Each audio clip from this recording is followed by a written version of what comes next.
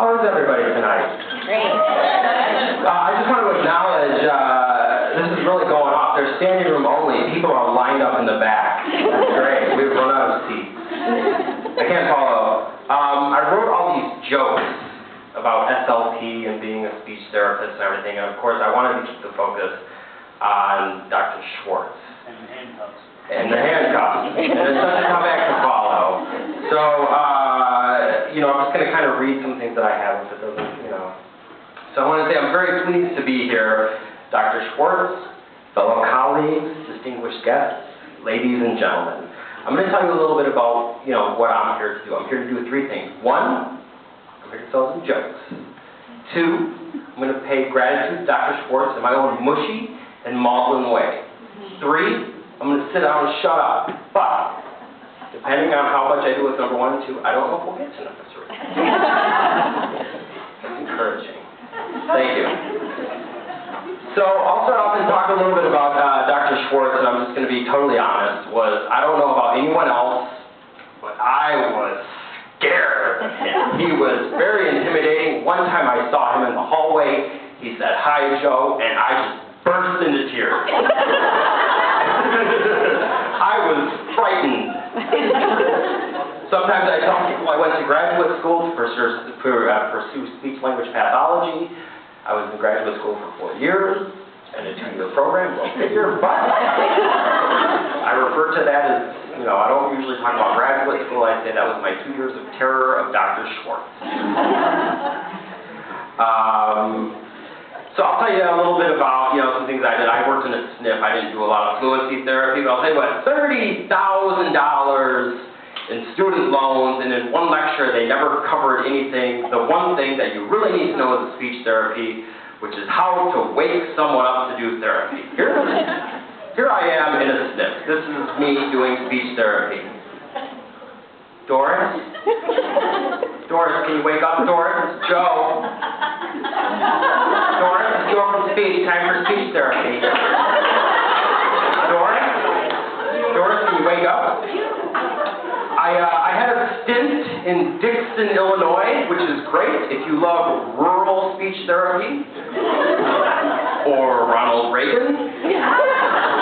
This is true. I met a very nice lady who was in Dixon. She was an outpatient, and we were doing swallowing therapy with her, and my supervisor at the time said, "Remember, when you're at home, do a chin tuck when you take a drink of water." And I am not kidding. This nice lady said she had 5 teeth in her whole head, and she said, "I don't like water, I like Dr. Pepper." And I was like, I can tell. You might want to trade up. Those 5 teeth you have in your head, you might need them in an hour when you have lunch. I don't know what kind of doctor Dr. Pepper is, but I don't think he's a dentist.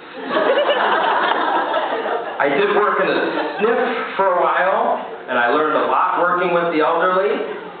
I am no longer afraid to get old because of osteoporosis. I'm afraid to get old because I am no good at pinochle. And I don't like bingo either. I do. All right. You're on. Bingo is, it's got to be the least regal of games. I could imagine chess. But you don't think of somebody in the 16th century saying, "I'm sorry, the king cannot come to the courtyard," for he is in the courtyard enjoying a game of bingo. But I'll tell you something. Let me hear some SLPs. Where are the SLPs tonight? SLP shortage in the United States. All the SLPs are in the room tonight. I love SLP so much, I've taken it out of the workplace and brought it home. I have put my dog on a pureed solid and nectar thick liquid diet. I pureed his dog bones in the blender. I put thickener in all the toilet water.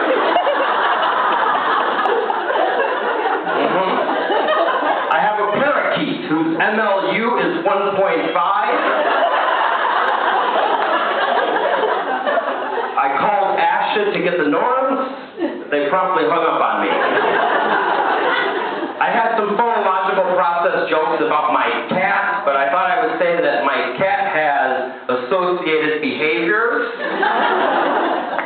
It's prolonged stuttering. He's meow. I unleashed the lid comb project on gentle, unsuspecting people. I'll sit down at some Denny's, the waitress would come to me and say, "What would you like?" And I'd say, "Nice talking there, that was smooth." Then she says, "Our special today is blueberry waffles." And I say, "Hey, no bumps there." Then she says, "I think you're really creepy, I need to ask you to leave." And I say, "I like the way you said that. Can I get your phone number?"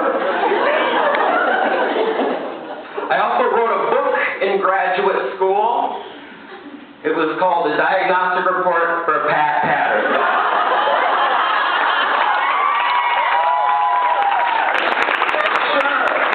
Sure, let's drop this in the mail after we get a $14 stamp on it to cover the postage.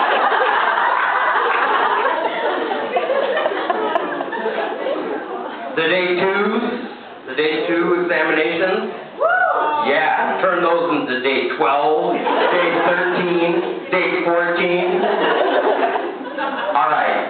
I have plenty more jokes, but I'm going to tell you about two privileges. I thought a lot about privileges of graduate, so I'm just going to tell you about two, and then I'm going to sit down. You guys have been wonderful. Okay, personally, for me, two privileges, and there were a lot of going to graduate school. One, I had my own bathroom.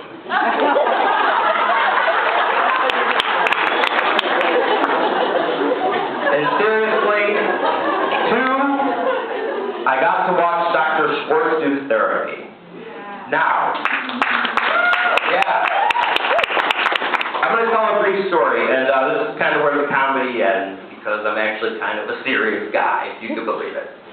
I was on Dr. Schwartz's diagnostic team, and there was a young man who came in, and then after Dr. Schwartz went in and did fluency therapy with this young man, and had this young man say his name and his address. And this young man was about 19 years old. And as he said these things, his eyes widened.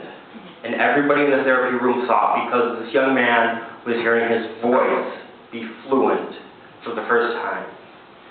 And it was something you could feel, and it was a very powerful moment. And as a graduate student in speech-language pathology, I realized the power of possibility of what speech-language pathologists have. In Buddhism, they say that if you walk across a room, when you walk back, you are not the same person. And everyone in this room here tonight, tomorrow morning, when you wake up, God willing, you will be different than when you did it today. I didn't know Dr. Schwartz too intimately, but I'll tell you something.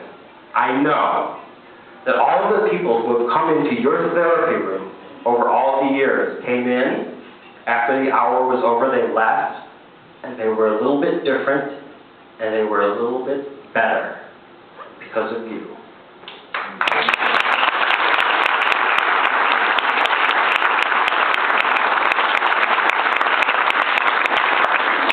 Dr. Schwartz, you are a treasure to the profession and to the program. And may your retirement be as fruitful as your career, if not more so. May the road rise with you. Congratulations.